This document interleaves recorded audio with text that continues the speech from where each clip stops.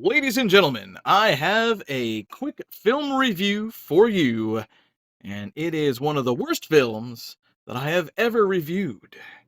It's Minions and Monsters, the third Minions movie. Now, of course, I don't normally review movies that look bad to me in the trailers, and I don't normally spend the money to go to a movie and that looks bad and then review it and go, that movie sucked. Of course it sucked because I thought it was going to suck. However,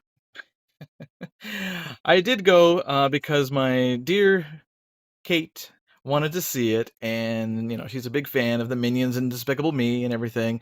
So I took her to the movies, and she hated it too. So it's bad when a big fan says it made Despicable Me 4 look good, which I mean that movie had pretty bad villains. I thought it was pretty lame, but this one is even more lame. And yet getting surprisingly good reviews out there. Okay, well, fine.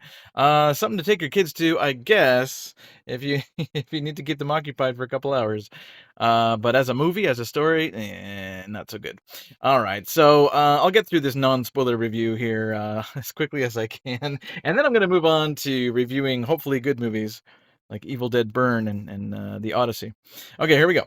So this film was directed by Pierre Coffin, or Coffin, perhaps.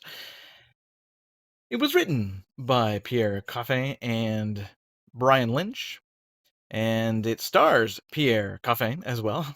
And it also stars quite a few Oscar winners here. We got Christoph Waltz, Allison Janney, and then you got Jeff Bridges, Trey Parker, and Jesse Eisenberg, along with Bobby Moynihan and Phil Lamar as well. So a lot of respectful talent going on in this movie. Great voice talent.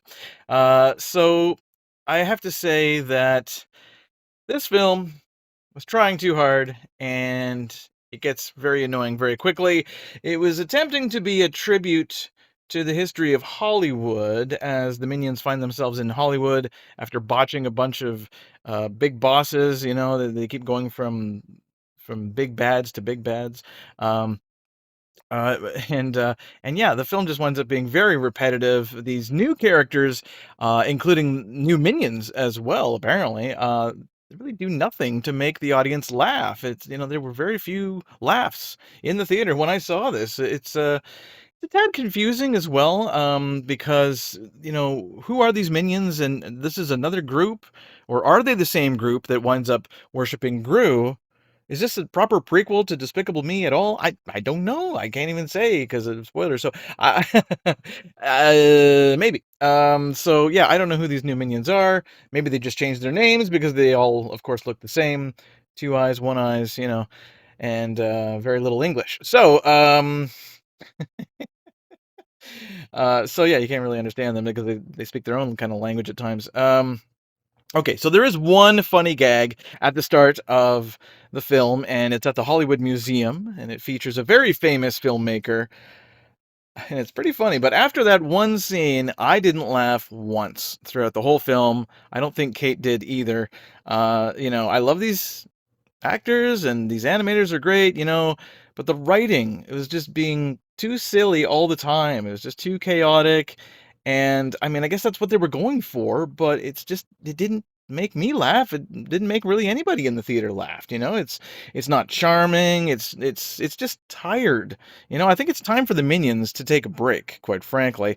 Nothing against the quality here of the look of the film. It's a great looking film.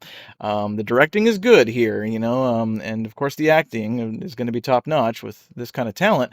But it's the story is so empty. It's very low on heart, and I thought that Mando and Grogu was soulless. My goodness.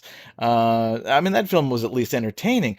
Minions and Monsters is, I don't know, they try to do some kind of romance between this nerd in a robot outfit and this woman who's too good for him.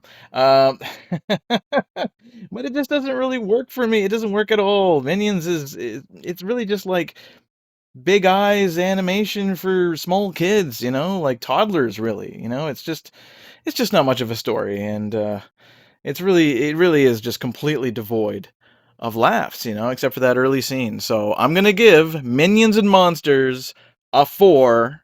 Yes, a 4 out of 10. I know other people like it. I don't know why, but that's fine.